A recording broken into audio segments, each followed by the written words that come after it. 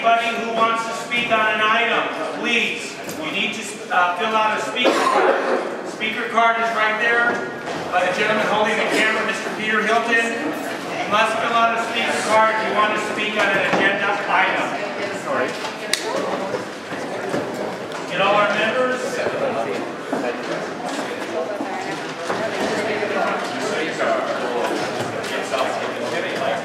They're all up there. They're all up there. They're all on the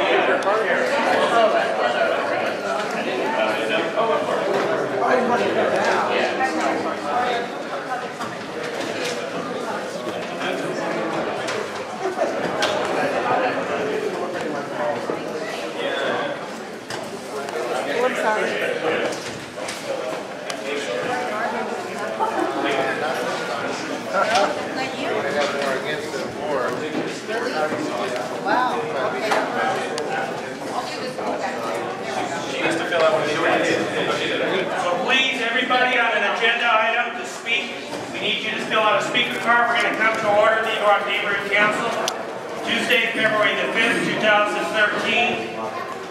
First we're going to have is roll call starting to my right. You can mention your name and the district you represent. My name is Irene Santa. I am actually a civic director. Eddie Ramirez, Civic Director. Michael Blanchard, Secretary in Subdistrict 7. Greg Luke, I'm the Business Director. Matt Harrington, Subdistrict 5. Baker Montgomery, Communications Director and Subdistrict 1 Director. David Green, Subdistrict 8 Director and Vice President. Michael McGarrett, President. Liam Ross, Business Director. Andrea Anderson, Base Director. Michelle Fryer, Subdistrict 4 Director. Carrie Tribe, Subdistrict 2 Director. I'm Jennifer Nutting, Education Director. Ethan Weiss, Subdistrict 6 Director. Thank you very much. Again, I just wanted to remind everybody we're going to really enforce the time of speaking because we have a very heavy agenda. At this time, our meeting is called to order. If we can, item B, 1B is the minutes of the previous meeting. If everybody has a copy, please read it.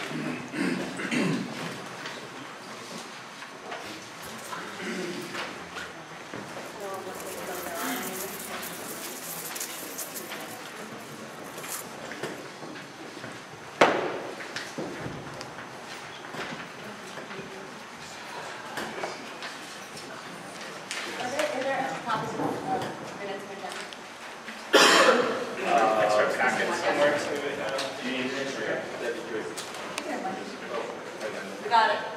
Thanks.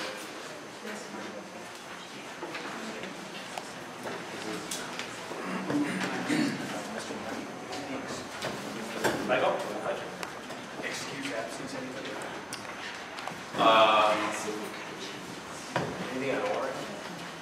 I know Michael Larson. Michael Larson left, so he would not be here. I did not hear from Warren.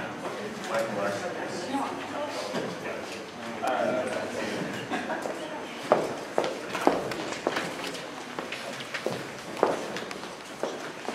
Everybody reviewing the minutes of the last meeting?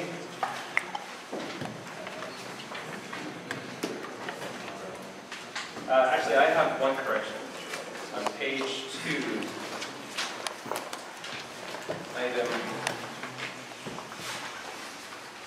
item 4C3. That makes sense. And 4 was A, B, C, D, E, 1, 2, 3. The $9,000 figure in the middle of the page. Actually, I believe it should be 9,610.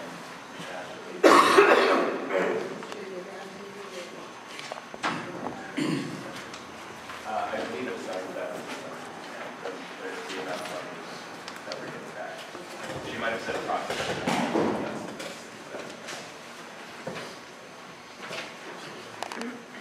Any other corrections?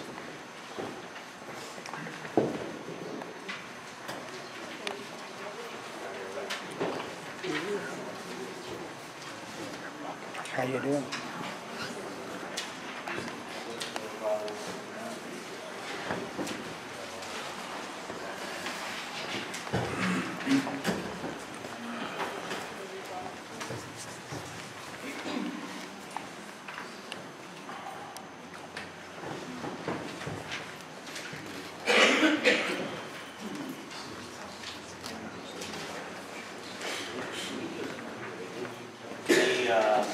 Any more corrections? If not, do I hear a motion? Move to approve the minutes. Second. Not sure. All in favor? Aye. Any opposed? Any abstain? I abstain.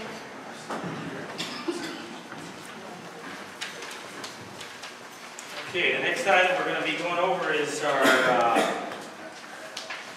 committee reports. I have nothing to report right now, but later on we'll be talking about some of the things I brought up.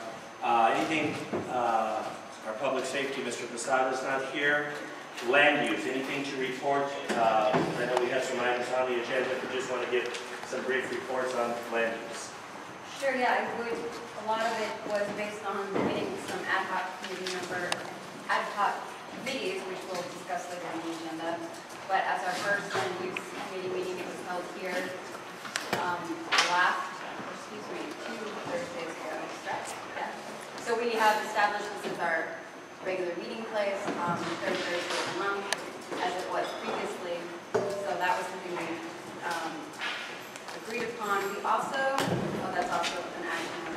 So I'll keep all the committees and new members as the action items for later on discussion. We had a great turnout for many people talking about the 7-Eleven development, which is also later on. I'm sure we'll go into that in more detail. So it's a pleasure to see some return people here. Thank you. Our treasurer, I know she's running a little late. She'll be coming in, so we're going to put that out to the side for now. This time I'd like to, item 1D, we have representative from our Council District 14, Councilmember Jose Huizar. Is anybody here from the council member's office? Okay, we'll come back to him. I know we have a representative. He can introduce himself to our newly elected State Assembly member, Jimmy Gomez. My name is Frank Flores. I'm the district director for Assemblymember Jimmy Gomez. He covers this area. Actually, Stephanie Romero, who's the field rep for the area, was coming and she just got stuck in another meeting, but she should be here later. Just wanted to introduce ourselves, let you know we are here, and we wanted to invite you to our open house. We recently moved offices. We're in Echo Park now, on February the 28th, from 6 to 8 p.m. We're going to have an open house. But Stephanie Romero will be attending your meetings and all the different community events you guys do have, and she should be here shortly. All right? Thank you. Do you have a copy of your, or do you have a business card yet? Not yet. It takes a while. Okay, can you actually, your email address for records and everything? Go ahead. It's frank.torres@asm.ca.gov.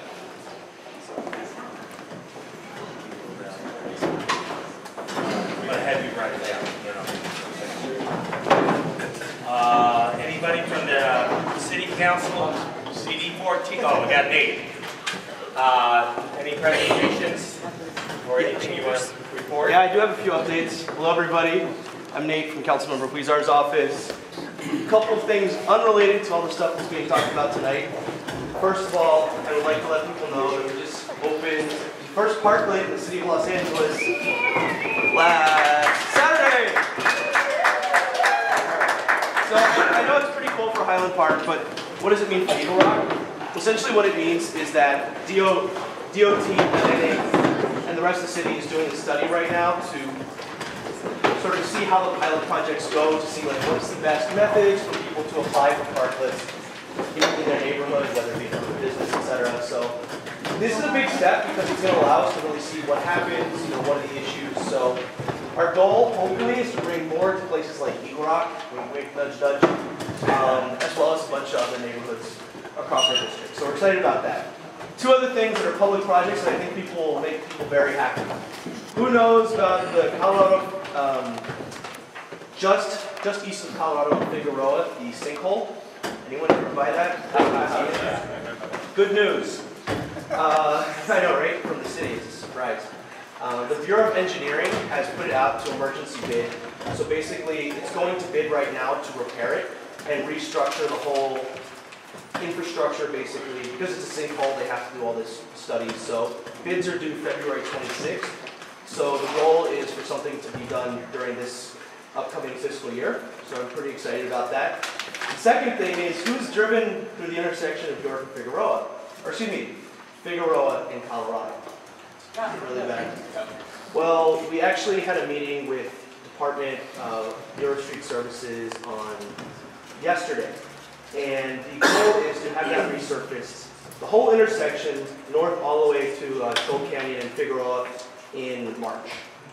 So basically what they're going to do is they're going to totally regrade it, fix it so there's no more potholes. We will not know until 10 days beforehand whether or not it's been approved by Caltrans because they're going to have to shut down the off-ramps in order to do it. The goal is to do it in one weekend as quickly as possible, but know that you're going to hear a lot more from our office about that. We're going to do outreach to the post office, the businesses, the neighbors, etc., so people aren't surprised. But it's a big deal because they stretch the limits a little bit to do the whole intersection. So that's good news. Hey, Nick, quick question. Is this the same thing that Street Services contacted me about? Yes, we're talking about. So when they say above, They're going to go. We asked them to do the whole intersection because a lot of the damage is in the actual intersection. Usually they only go to the beginning of the intersection. We said, well, you can't do that and leave this intersection a mess. So. And they know there's a spring. Yes, we talked about that and the DWP and all that. But good news, it's going to get done, right? Any other questions? I have one question for Nate since you're here. Yes. What do you know about the construction going on in the Bonds parking lot? Great question. I knew that was going to come up. What we're doing right now is we've reached out to Bonds to figure out what the status is of it. There was a street vacation, I think it was a year or two ago. We're finding out what's going on with the permits. I don't have solid information for you right now. I hope to have an answer within the next couple of days. We're waiting to hear back from Bonds on that. But we're monitoring it very closely because, as you all know, you can't get into Bonds from La Loma, and you have to go around. And just people in my district want to know. Yeah, absolutely. So just email me. One last thing, we have brochures about Northeast LA in our district. We have some in our office, we're getting more printed, but if you would like some, please feel free to take them downstairs. We also have ones about recreational facilities in our district, as well as general ones. I'm going to leave some downstairs on the table. Maybe do a coffee table. Coffee table, wherever it is. Dave, the cleanup day is Saturday, the 16th, is that correct? Yes. From 9 a.m. to 11? Yes, is Sarah here?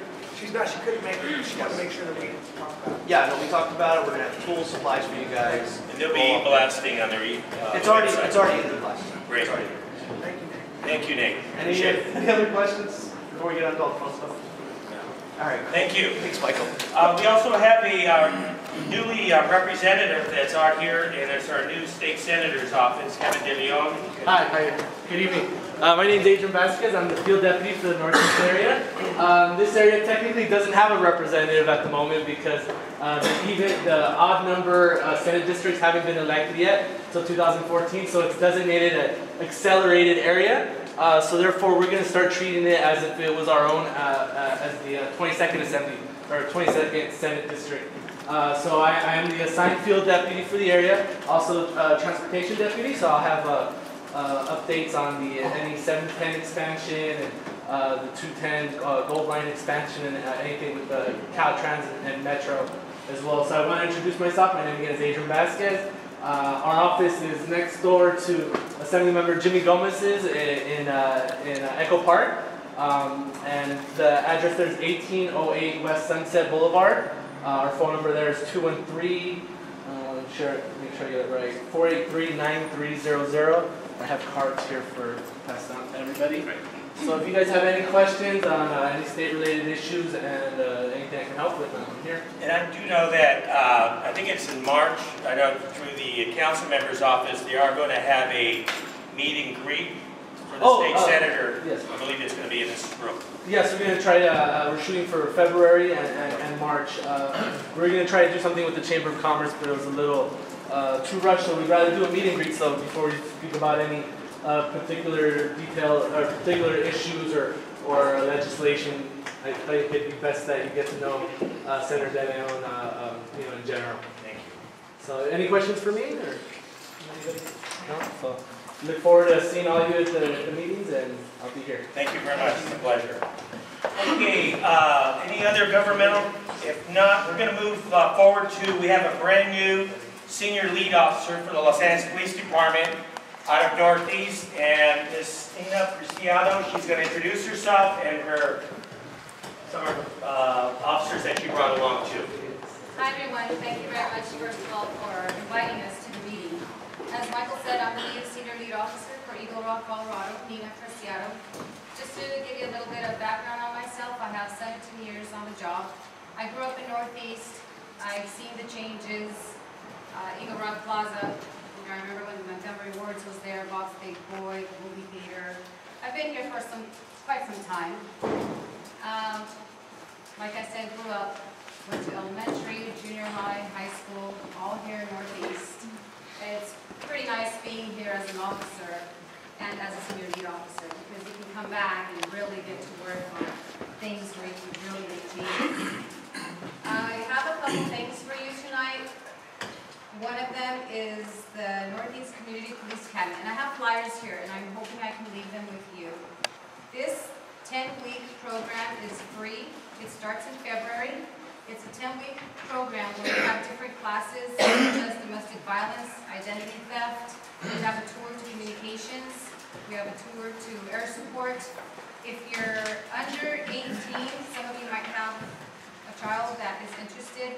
They can do so, but they have to be accompanied by a parent or a guardian. There's more information here. There is an application that you must complete prior to the classes beginning, and you do get a certificate at the end. You will not be police officers. But, you know, Community Police Academy, once again, free 10-week program. It's going to be at our station. The address is here. And there's also a phone number that you can call so that you can sign up and fill out the application. I will leave these with you. One of the campaigns that LEP is promoting, we have been for a while, we still are, lock it, hide it, keep it. I'm going to leave these here as well. They have crime prevention tips. Unfortunately, we do live in a society where you need to lock your cars. Try not to leave things in plain sight because, as we tell everyone, it's an opportunistic crime. You give the person the opportunity, they go for it. And unfortunately, we do have car break-ins once in a while. So we're just trying to educate the public. Please hide your things, lock your cars, roll up your windows. Going over the crime statistics for the past 4 weeks. The biggest problem were the thefts, the shoplifting at the mall, and that's just one of those things that, you know, we just always have issues with that. The mall works closely with us. We try to help them. They try to help us. They have security there. I'm sure you guys probably know them already. But that's really a lot of the crime that we had, and cars getting stolen. Most of the cars that get stolen occur between midnight and 6 a.m. We did have an arrest just this past Sunday night where the guy admitted to having been the one that stole a lot of the cars in the Eagle Rock, Colorado area. So that was really nice because we were able to know, okay, this is the guy that was responsible for this rush of GTAs, Grand Theft Autos. My email, for those of you that don't have it, is 32128@lep.lacity.org. And I have business cards here. And can I leave those here? Okay, I will leave the stack here with you guys, along with the flyers. I'd like to introduce 2 patrol officers from Northeast. These are the guys that answer the 911 calls when people call. So I wanted them to come out because they hopefully will be senior lead officers someday soon as well. They've been in Northeast Division for a long time. This is Officer Mike Friesenhahn and Officer Jose Gomez. Does anybody have any questions for us? Okay, you have my email. I will leave my business cards. Neighborhood watch meetings, any groups, let me know. We'll try to set something up. Thank you. Thank you very much. Appreciate it. Welcome. Okay, we're going to move on back to our treasurer's report. I apologize, I don't have handouts tonight, especially with so many people here. I'm sure you'd all like to see the numbers. Unfortunately, I left them at work, so didn't have time to make any more. But I am happy to report that all of the questions and kinks that we had in trying to get our budget documentation sorted out and figure out how much money we actually have and all the little discrepancies and inaccuracies that were in the documentation previously, I think we've sorted those all out. So I There was a question before about whether the money we spent on elections, whether that came out of this year's budget or last year's. It did come out of last year's, so that's about $3,500 more than I reported previously.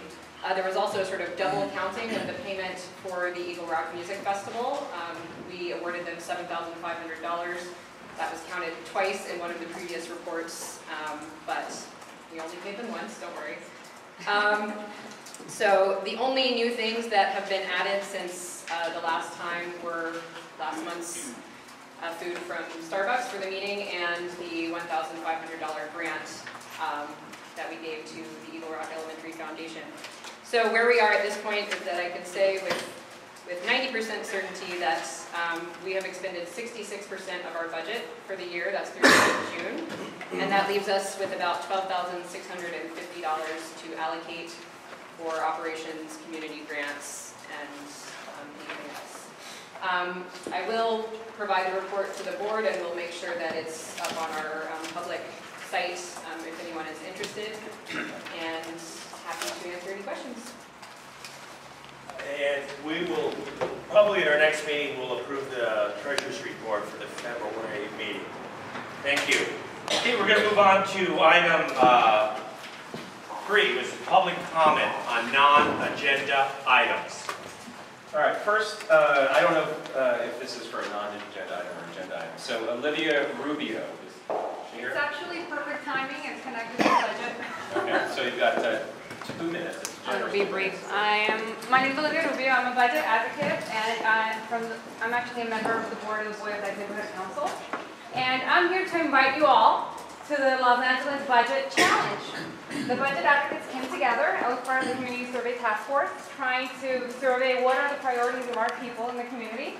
In different communities, we formed the task force, and our input was considered in the weighing factors of the language used for the survey. That I'm inviting you to log on and take like a minute of your precious time off. Let me be realistic. It's about 5 minutes or so. And it's a series of questions. And the results of the survey, where you have the opportunity to express what do you find the priority? Facebook page and Twitter. Awesome. So, Thank you. help me spread the word. Thank you And the very more much. people do it, the better. The more input. Thank you for the update. Thank Appreciate you. it. All right, next we have Tim Ryder. How you doing? Tim Ryder, resident of Eagle Rock, 40 years. Started a little organization called Campus Club United with the Community. I guess we kind of represent some of the people in the community that have more moderate opinion of the medical marijuana issue. I'm also a member of Neighborhood Watch, so I welcome our new lead officer. That's great. I love the last guy. It was great. You know, as long as you're honest, I love you. He was very honest about the whole medical marijuana thing. He was very accurate. I come up here once a month now to kind of give an update on the whole medical marijuana issue. May 21st, we all get to vote on a couple of initiatives. There's 2 initiatives that are going to be on the ballot. One is basically a limited immunity initiative. We're going to cap the dispensaries at 100 dispensaries, which are basically the pre-ICO dispensaries. That's supported by Americans for Safe Access and BLACA and that union. The second initiative that we're all going to vote for or have a choice is one that doesn't have a cap. I guess there's no cap on it, but it raises the tax on the sale of marijuana. I think it's like 6% more, so which would be about, we already have like Measure M, which is about 5%. So, I mean, it's going to be basically, those are your 2 choices. Hopefully one of them will pass. Otherwise, if they don't, we'll have to go back to Jose Weezer motion, which is, you know, the complete ban. So it's exciting. I'm excited. It's coming down the pipe. We're going to probably legalize it in a couple of years. So my thing is let's make sure we unite the collectors with the community. And, you know, so it's up to you guys now. May 21st. Thank you, Tim. Thank you. All right, next we have Garrett Garcia from the Boy Scouts. Hi everyone, I'm Gary Garcia. I'm a Boy Scout from Local Troop 188, stationed at the Mount Baptist Church. And I'm currently working on my Eagle Scout project. That is when an Eagle, Boy Scout earns the rank of Eagle. And you have to perform a service project in order to acquire that rank. My service project was is going to be re-landscaping in front of the Eagle Rock Public Library. Currently, the landscape is not maintained, it's overgrown, it's very unsightly. So I have, unfortunately, I couldn't this big, so closer size, but I have a landscape design going out. And currently, I'm in the fundraising section of my project, and I use some funds. So I have a donation. Right now I have 7,000. How much? There's an empty seat you can't see. There's there's a standing room over here. So, Gary, you have 7,000, you need 7,000. You need 7,000. Well, there's a process for applying to the neighborhood council for funds for projects like that. That's the kind of thing we do. So go to our website or talk to our treasurer after the meeting, and I'll show you how to go about doing it. Thanks. And one other question, is there a place folks can go to, is it the Friends of the Eagle Rock Library? Yeah, if you want to make a donation, just write either a check, or you can actually make cash. But if you write a check, make it out to the Eagle Rock Friends of the Library, and write Eagle Scout Project in the member line, and they'll take care of it. You go to the library to do the Yes. Thank you. Okay, next we have Milan Vacic. Yes, Milan Vasic. I'm here to ask you guys, we're looking for a letter of support for the neighborhood community to support a new measure about banning styrofoam. It's known as styrofoam, EPS, expanded polystyrene. It's a toxic substance. There's recently it has been listed as a possible carcinogen for humans, but it is toxic to animals and everyone they've tested on. There are plenty of alternatives that are created by the same manufacturers of styrofoam in the country here, or in California here rather. So you do not lose any jobs by doing it. You're switching to a more usable, more friendly product. The problem with EPS is not only when any type of food hits it, hot food, oils, proteins, it does leach into the food. It's also carcinogenic or toxic from the beginning of it all the way through its life cycle, something like 500-year lifespan for this product. It breaks down into tiny particles that cannot be recycled. There are plenty of other alternatives, as I said. So we're hoping to be on the agenda for next month and to ask you guys to write us a letter in support for a ban. Thank you very much. All right, next we have Robert Guevara. Okay, good evening. Robert Guevara, one of the people, he's been on the board for a couple of years, but what I'm bringing to you now is some of the news of what's happening outside the neighborhood council here in Eagle Rock.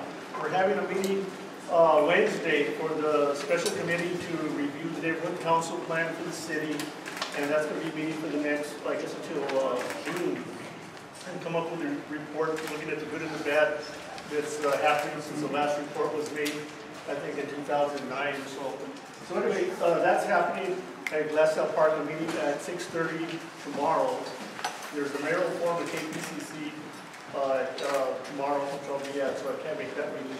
And then we have coming on a neighborhood council plan check meeting that's to be announced. This happens every month. It's part of the neighborhood council system that not that many people know about. And it meets with the planning department every month as a topic. So you can look on the Empower LA or Google it because they put the agenda. The other thing we're going to do is we have a sales tax initiative for 25%. There's no sunset clause, which means it's permanent. And that's going to be coming up in the election. So LA will be one of the highest tax cities in the state or the country if you approve that.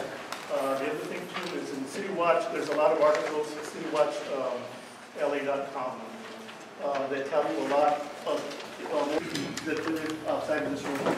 Thank you very much, Robert.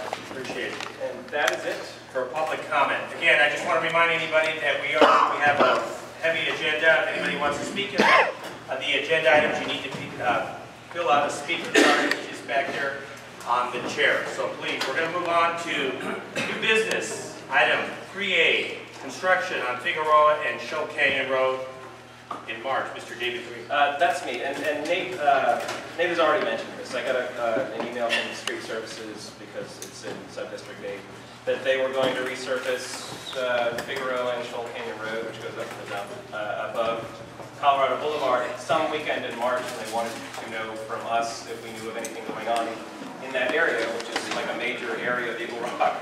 on weekends in March. And I said there's lots of things that go on there in weekends in March, especially if it involves the parts that is above Colorado. So if anyone here knows of anything especially large happening in a weekend in March that's not movie shoot or people playing tennis, now is the time to mention it so I can talk to her about it. But you probably know more about that than I do. I told her to talk to the rec department since they have that big parking lot where movie trucks park.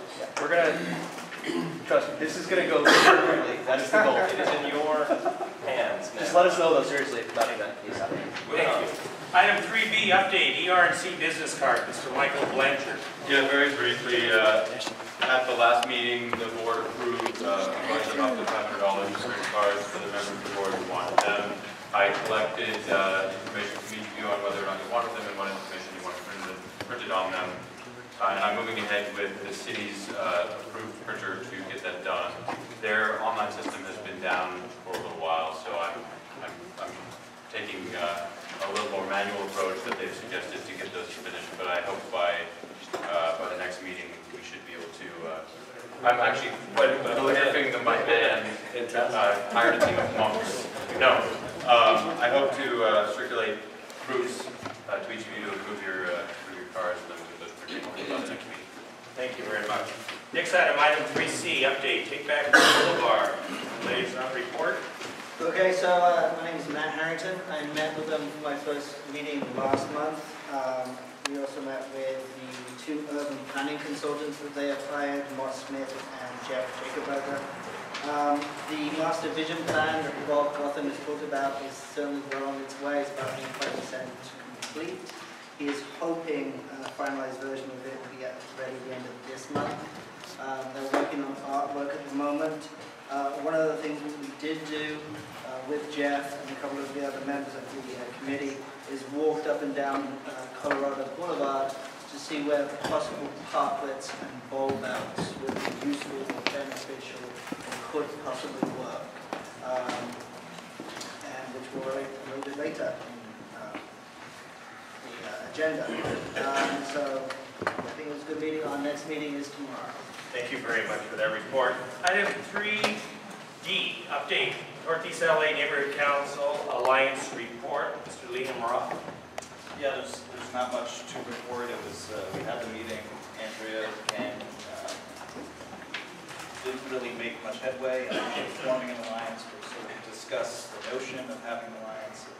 People brought their various agendas. So we're in the process. The only thing that we did really cover was the prospect of a mayoral forum that was supported by the entire Northeast Alliance, which would take place in either late April or early May. So I've been charged with getting approval from this board about a budget of $500 and co-sponsoring to that event. So if that's something that we could do now, and we'll go back to them, just move the ball forward a little bit there. So like I said, we move to approve a budget of up to $500 for refreshments, things like that, and to co-sponsor that forum. The mayoral forum, which is a runoff candidate forum, late April. We don't have details on location or anything yet. It's just sort of the early process of whether we support that forum. Should we separate that into two items, support and funds? Yes, we have to do that. So I move to support our participation in Northeast Mayoral Forum. Second. So what's the motion again? I move to that we support participation in the Northeast Alliance Mayoral Forum in late April or early May. You know what, I don't think we can, it's not listed as an action item. It was just an update report. We can't put this forward probably for our next meeting as an action item to vote on it. And is there a chance that we can find out maybe some locations? Maybe. Well, we talked about, you talked to Occidental, right? Yeah. It sounds like that's the one that everybody's promoting because it has the capacity to support a huge turnout, which is the goal. So we'll talk to Occidental again. If anybody has any other ideas on locations that can support a huge tournament, big hundreds of. You think that'll be gratis? That's the hope. I mean, the budget of up to 500 is to pay for refreshments and potentially a location if it's not gratis, but that's the hope that we get something. Okay. Cool, we'll put it on the agenda. You might probably want to do some homework, this gentleman, up in drunk water. So, thank you. And we'll put that, as we can do an action item for the next meeting. Okay, this next action item is item 3E. And I brought this forward to the neighborhood council, and this is regarding to massage parlors that are coming in our area of Eagle Rock. And the last report we heard was close to 24 of them. Colorado Boulevard, Eagle Rock Boulevard, some down York, and so on. And I have one right next door to my office, and I see the trafficking of men in and out all day. No women, men. And I'm going to have an update with our Sergeant Soltero. He's with LAPD, and he's going to give you a report. And also, working closely together is, you just walked in a little bit, Stephanie Romero. She's representing our newest state assembly member, Jimmy Gomez. She'll be taking the lead working with the LAPD and with council member's office. And also I brought in a name for the LA City Attorney's Office. And what we're bringing up is that there was a resolution that the council member put forward back in January 18, 2011, which there is a Senate bill that came before the Senate, 731, regarding that once it went through, local jurisdiction, LA County, LA City, all your different local South Pasadena have no control of the massage parlors that are coming in. Back before the 2009, it had to go through building and safety. You had to have the proper zoning. You had to go before the Los Angeles Police Department Commission. And now it's got to the point we need to relook this over. Hopefully with our new elected assembly member, we can push this forward and amend the law, change it so we can have our local jurisdiction totally take control of what's happening in our neighborhood. So at this time I'd like to introduce Sergeant Soltero to give you kind of an update on what's going on. How's everybody doing? Hello. My name is Jesse Soltero. I'm the officer in charge of the Northeast Vice Unit. My partner Fernando Carrasco, who's sergeant for the unit. And in support of the unit is Detective Mike Valdez of Detective Support Vice Division. We all work together to try to alleviate the problem with the massage parlors here in Northeast. Currently, we have 24 identified locations within the Eagle Rock, York, and Colorado Boulevard area. We're working hand in hand with the Detective Support Vice Division in working these locations. As you know, back when all this first started, which I've been here a year and a half, my partner's been here at the same time. Detective Valdez probably worked this before us and seen other sergeants come and go. Since I've been here, it's been a problem, and the way we address any kind of problem that's vice related, we generate a vice report, which is a in this case here, with the massage parlors being an ongoing thing, it's a master vice report, which is ongoing until we alleviate the problem, then we can close it out. And every year we close it, and then we open it up the following year to continue addressing the problem. And those problems, the way we know it's continuous is when we get constant calls to the office, people like Michael Magara, the community members, that tell us, hey, we're seeing, just like Michael said, males walking in and out of the massage parlors at intervals, 15, 20-minute intervals, what have you. So we're working closely with DSVD we've got some things that we're looking at to do that maybe might help us out a little bit more to get some resolution to the problem. Any question you guys may have as soon as we're done talking about it, we're welcome your questions. On the average, we get complaints of these massage parlors. On the average, we conduct a task force about once a month, sometimes every other month, depending on our other daily duties that we have to do.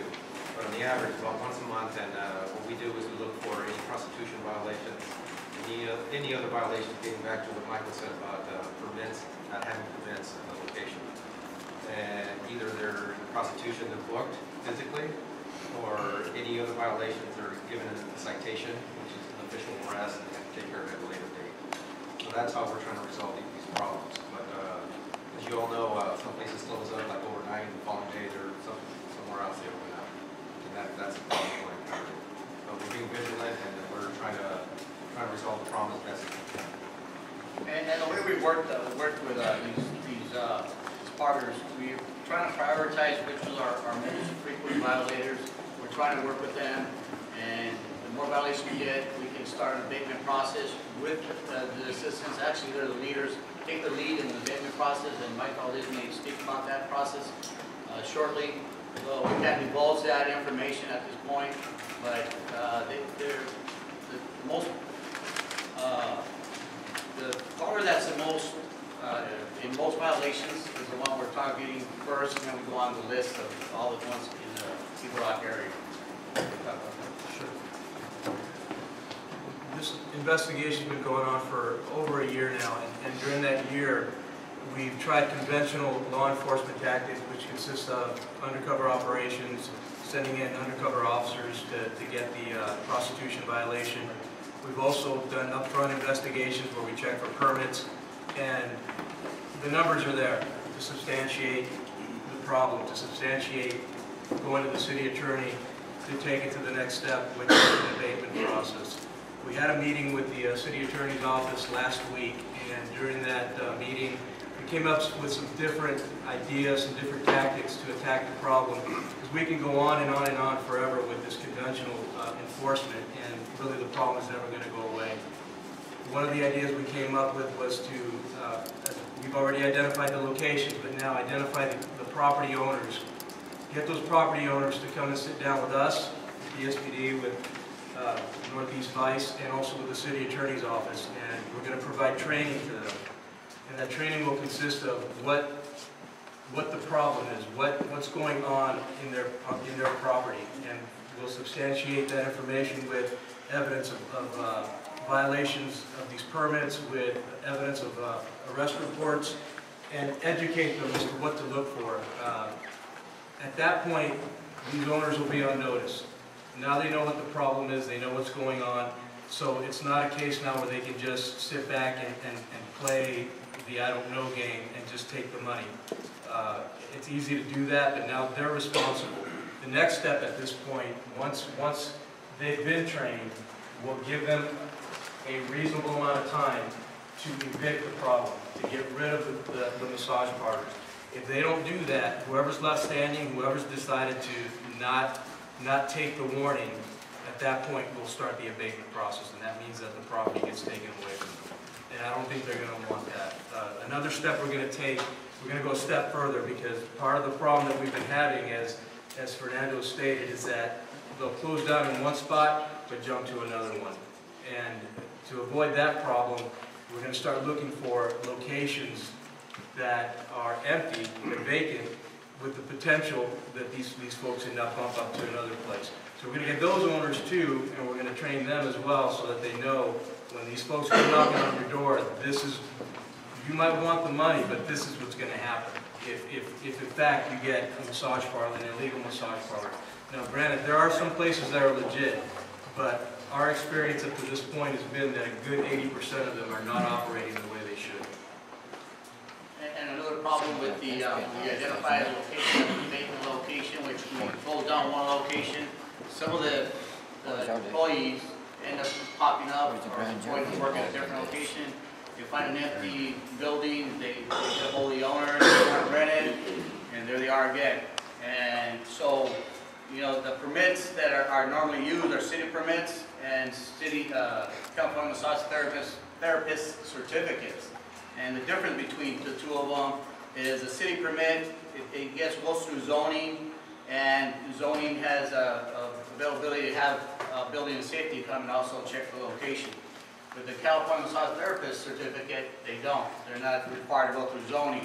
So it's become a trend. I'm not saying it's the #1 thing, but it's becoming a trend that they're converting over to the California massage therapist certificate.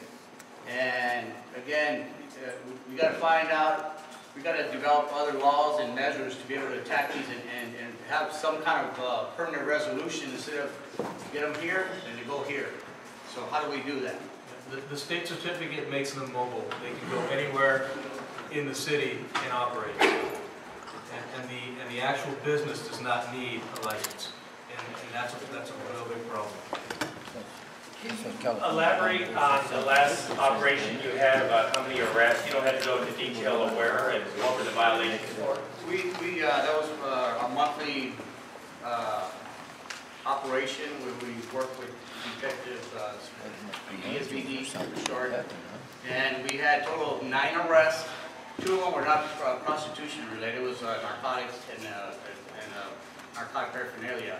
6 of them were for violation of a massage permit, and 1 was a prostitution arrest. And that was on January 21st when we had that operation. Do you think there's any human trafficking?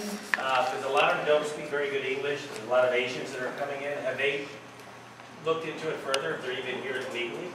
Every time we operate, whether it's us or DSVD, we're looking for that. We're looking for signs. Are they young? Are they timid?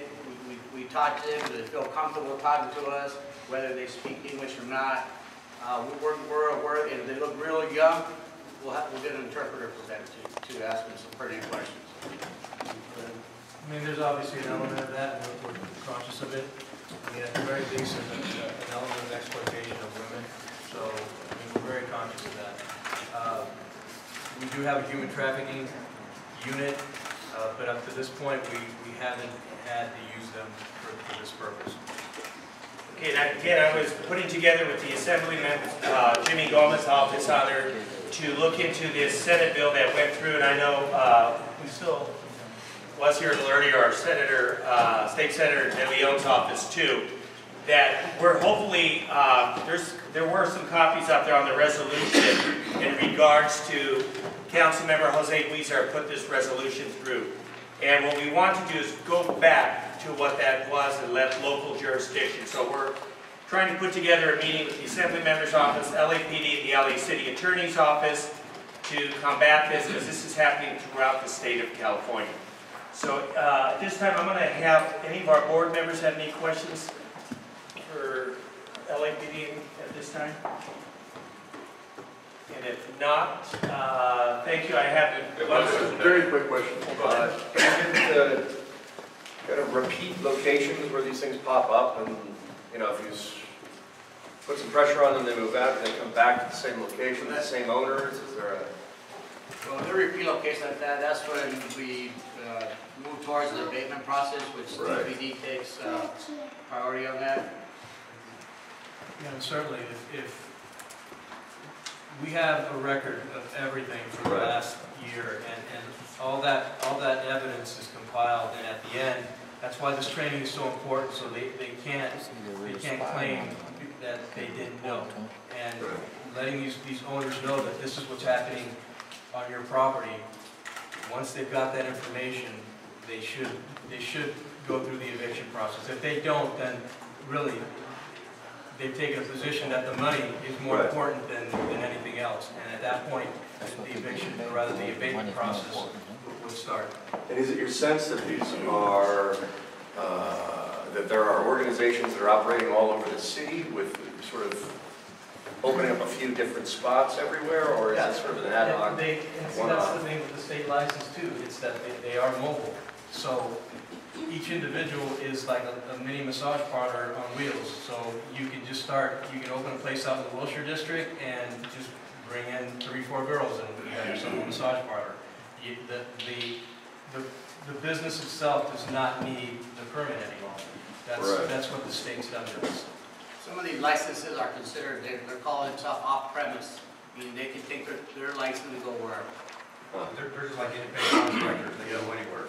But presumably they are independent contractors working in conjunction with some larger, I'm at a loss for words here, but sort of a syndicate or some sort of, We haven't even been able to establish that. Yeah, okay. They'll come. Here's an example. One may be a card, a certificate carrying person. You go to a massage parlor that has city permits, they go work there, and then they post a certificate or have it on them. That's another thing we're seeing.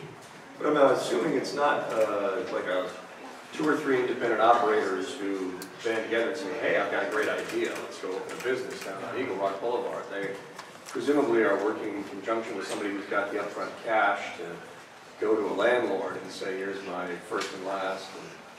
Yeah, and that that type of operation pops up all over the city, and even in some cases, it's not even a massage parlor, it's strictly a house of prostitution, where it's very elaborate how you get in, it's very difficult, you have to have references. So there's quite a paper trail there that has to be followed, and an extensive investigation for sure.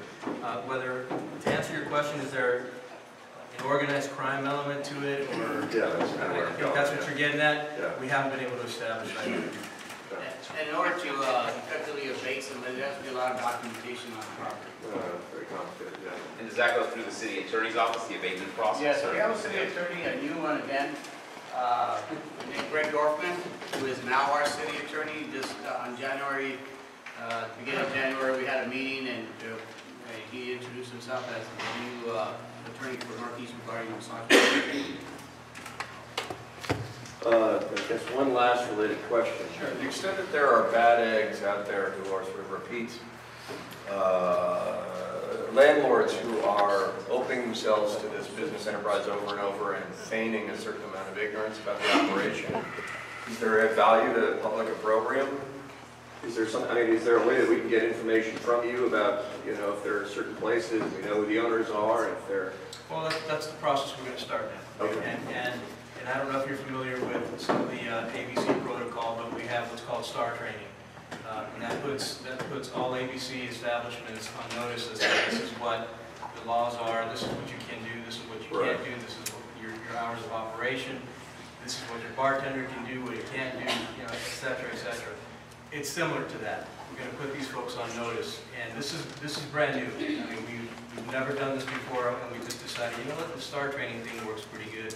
Let's see if we can do it for these massage parlors. This is a paradigm in the making to try to do something sort of like STAR, where we, our partner and I, go to these once a month. We have a meeting with a bunch of bar owners, and my partner's part in it to go in and talk about a little mini STAR training. What we're looking at, where we're seeing the problems are, how that we're willing to work with them, so to help them, to help us, so that they comply with the laws and that there's no drunk drivers and what have you. An array of different things, ABC violations. So we're trying to go that way, that approach with regards to massage parlors. And you actually touched on the key, is that these owners can't claim ignorance anymore.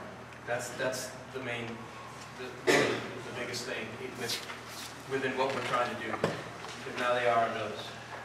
I'll give a good example of one at the corner of Norwalk and Eagle Rock. He used to live, or actually operate out of 2208 Norwalk. Once the building came up available up in front, which is a large corner, she moved up in front. And it's a bigger location. I believe there's 3 girls that work in there. This is all public record too. You can go up on Erotic, 90041, Happy Ending. You will see these places come up, and you will actually see the police report, go to LAPD report. You'll see the report, what they were arrested for. And you'll see the whole thing, it's all public documents. So there is multiple. I know Next Door's been hit several times, and they still keep doing it. So that's why I put together the new state assembly member, and I know the city attorney's office. I know Stephanie Romero, she's our field deputy out here. Do you want to elaborate a little bit or anything? Sure, thank you. Yeah, I think, Michael, what you shared is fairly accurate as far as what our office is trying to do. Thank you really for having many of these conversations and connecting many of us to this. I think up until now, well, I guess we can step back a little bit. At the time, when Lake's Senator Oropeza introduced Senate Bill 731, there wasn't a uniform process in place for any of these facilities wanting to open up. Certain local entities were better equipped to handle the process for licensing and regulating, and others not so much. So what we've seen here is that throughout the city of LA, we've had an increasing problem with this. Northeast Division happens to be one of the divisions, I think, throughout the entire city that's been hit the hardest. And we're looking to make sure that we come back around and take a good look at this, that the people that need to be here at this table to discuss what needs to happen to protect our quality of life here, to protect the legitimate business owners that are trying to, of course, make a living, folks that want to come in and make use of the services, but they're protected as well, and that if we do have the kind of illicit activity that's sometimes known to happen and that we've heard of, that we're making sure that it's not happening here, and that we're protecting folks that could possibly fall into that life. Because it isn't, how can I say it, uncommon to have situations like you mentioned, human trafficking, prostitution. We certainly don't want that. So we've reached out, and folks have, of course, contacted us, and we're going to continue to have those conversations. And really, if it needs to be more than just a conversation, we get somewhere that we'll do that. And I know that the assembly members discussed it at great lengths with you, and I appreciate the idea of you bringing it up today and having it here for public discussion, because he certainly was elected for that, and that's what we're going to do. Thank you very much. Just again, hopefully we can get this, we're going to do is later on, but we still have a guest speaker that also has a public comment here, that we want to try to go back to the old law where they cannot open up next to a preschool. We have a couple already next to a preschool, a liquor establishment, and they're just popping up left and right. And so that's the thing that we want to press forward. No other questions, any of our communities, local businesses, and law enforcement to achieve two goals. One, illegal massage parlors that cater to prostitution, and in many cases are the cause of human trafficking, must be closed down. Two, massage therapists who are dedicated to providing health and relaxation modalities to clients deserve the opportunity to work in an environment where they and the clients are safe and are treated with respect. You, the people of this community, are underlying today a problem which is real and is devastating. And we must do everything we can to deal with this problem and to solve this problem.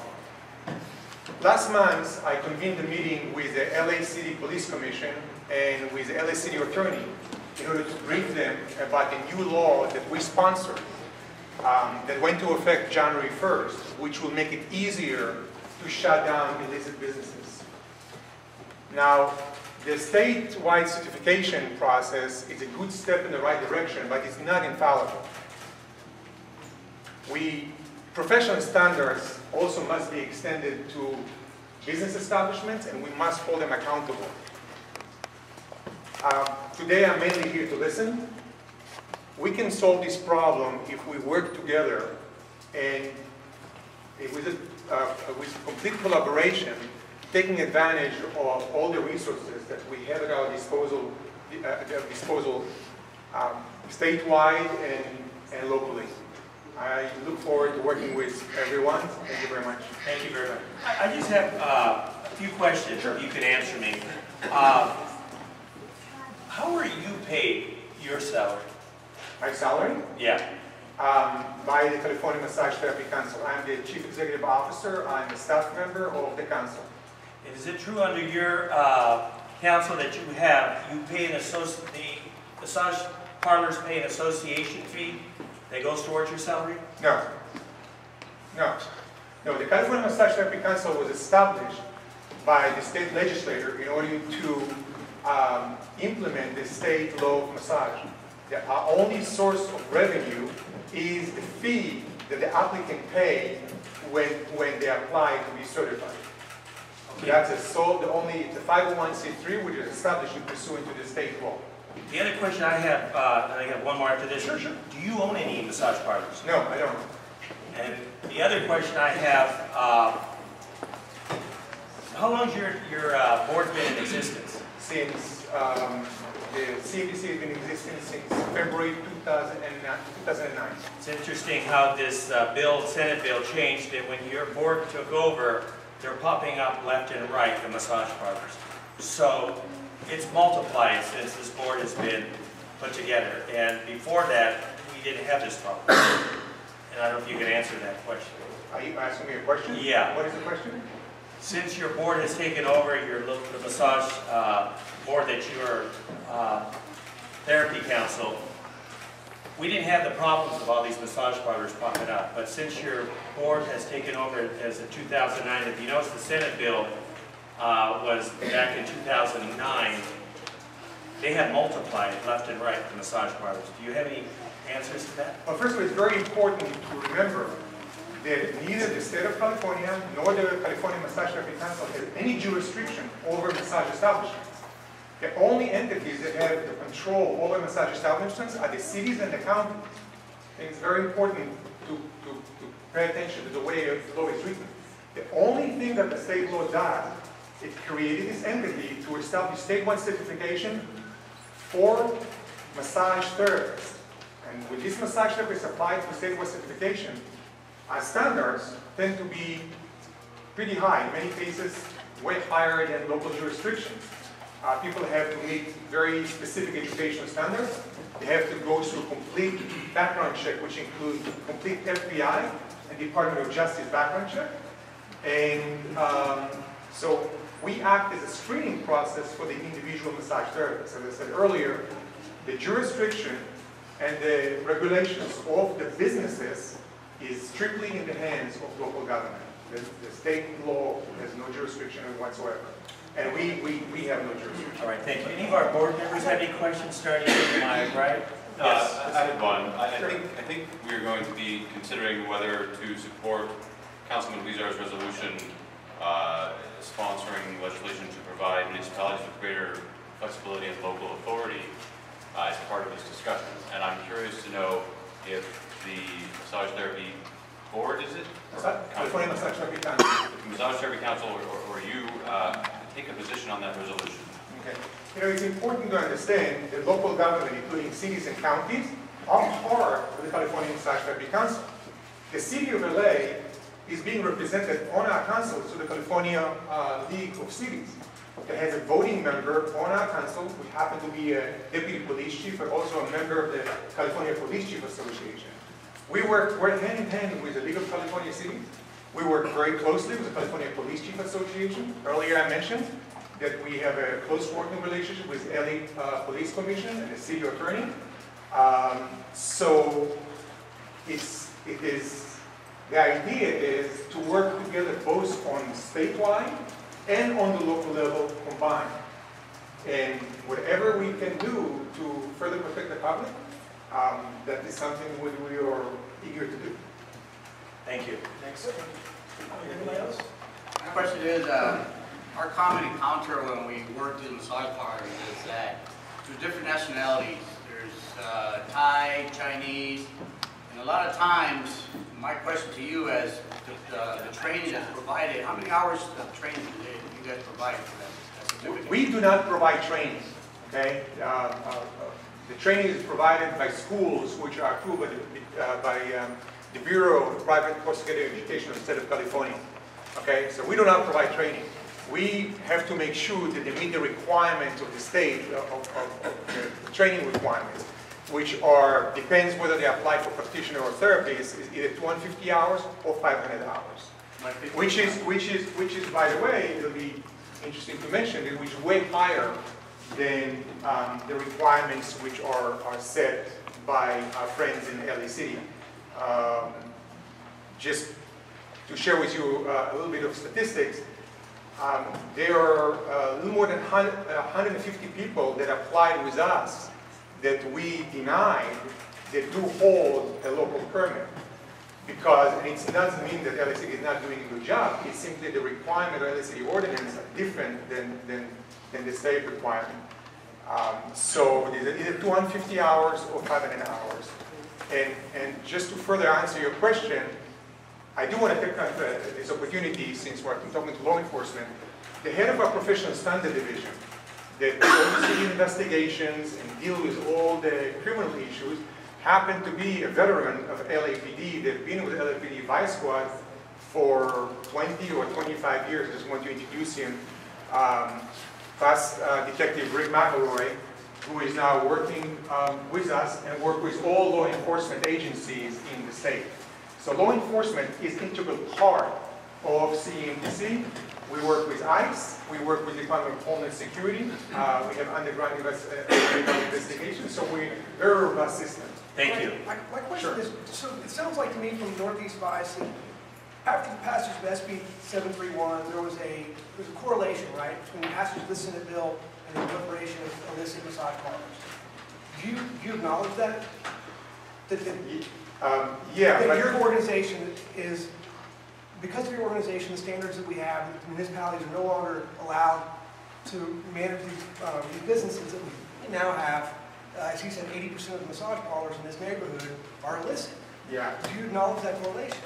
First of all, you have to remember that correlation does not mean causation. You see,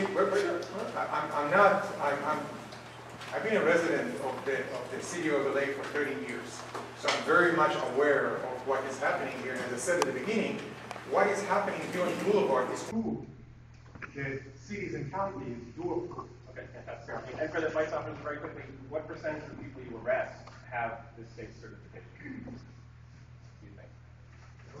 For the most part, about 80% of About 80%. arrests. Okay. And obviously you don't know what schools are teaching what, or the instructors are bilingual to teach them and let them know when they complete that course. I'm sure, I don't know, that they are advised that in getting that certificate, they have to have it with them. It's like a driver's license when you drive, and not in your car, not at home, right? Because that's what we're finding out. A lot of times we don't have it on them, and we have to verify it ourselves in another way. Or it's in the car, or what have you. So that's something I think should be also addressed. No, it is addressed. If they don't have on them an ID card, there's a picture ID that law enforcement, all law enforcement agencies have a direct portal to our system because law enforcement is an integral part of our system. The officer, when they go, they can immediately verify whether the person is suspended, whether the person is revoked, what is the status of the person, right there and then. So, Rick, would you like to make a comment in regard to the way your entire unit is operating with law enforcement in regard to arrest? Let me let our council members talk on it, and we'll come back to you because I know we have a lot of people here on another agenda. Any other questions on this? We can keep it very short and brief because we need to wrap this up. Very short.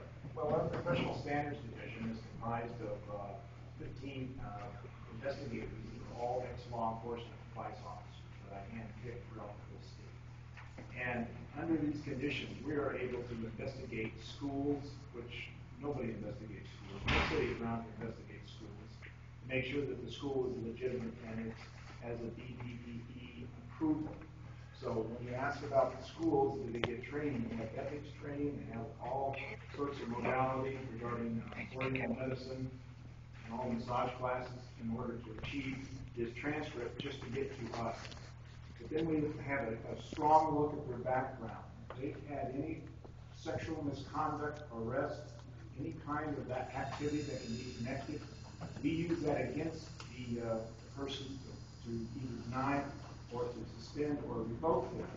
And one thing that we've developed, and I basically stole this from my old abatement days when I worked at DSTV and I wrote abatements.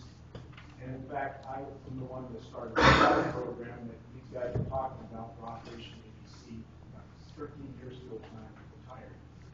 But the things that we go to the police departments, and even if an arrest has been, from a prostitution arrest has been kicked down to a loitering or some lesser crime, we take the conduct of that person through an officer's declaration, and we take that officer's declaration and we revoke, deny those people. That is something that LA City cannot do, and nobody in the entire state does not do. I worked this whole thing from these guys' point of view 25 years ago. For 28 years I worked in Saudi Arabia. And I can tell you the system that we had before we came into being didn't work. Going back to the dark ages. What works though is our ability to vet these people and get rid of them very fast. I tell all the police departments that our certificates are the hardest to get and the easiest to lose. We have so many different ways to get rid of these people when we need to. What we need to work on collectively, and we need a lot more time, but we can sit around and discuss all this, is what to do about the staff members to help you guys do that. And I think we have some legislative things in the pipeline regarding that. but we just need time to talk. And I know you guys are pressed for time. Thank you. Well, apparently it seems like it's easy to get because you're popping up left and right. So, this time, no other, Very quick question. What about INS status? Tax here's the gentleman. Is that part of the investigation when you, how about the certification? Is that part of your process of approval and certification to check the immigration status? According to the law, their immigration status has to be, there's a status that has to be achieved before they can apply with us. Right, and do you check that? Is that a question? It's all checked before they apply with us. It's during the process, the application process. So the answer is yes. We have, but we work closely with ICE. So, okay. You know, I think you're thinking of the old INS. Yeah, I know. Replacement Okay. ICE. I just want to know if that's part of your process. Yes. Yeah, it has to go through FBI and DOJ. Okay. I'd like to make a motion that the neighborhood council supports Jose Huizar's resolution to provide the city of Los Angeles with greater flexibility and authority in dealing with the establishments of massage therapy facilities in their jurisdictions by amending state law SB 731. And this was in our packet last month. We also all have it. we have a motion supporting Councilmember Huizar's resolution. Do I hear a second? I'll second the motion. And all in favor? Aye. Any opposed? Abstain? One abstain? Okay, passes. Thank you very much.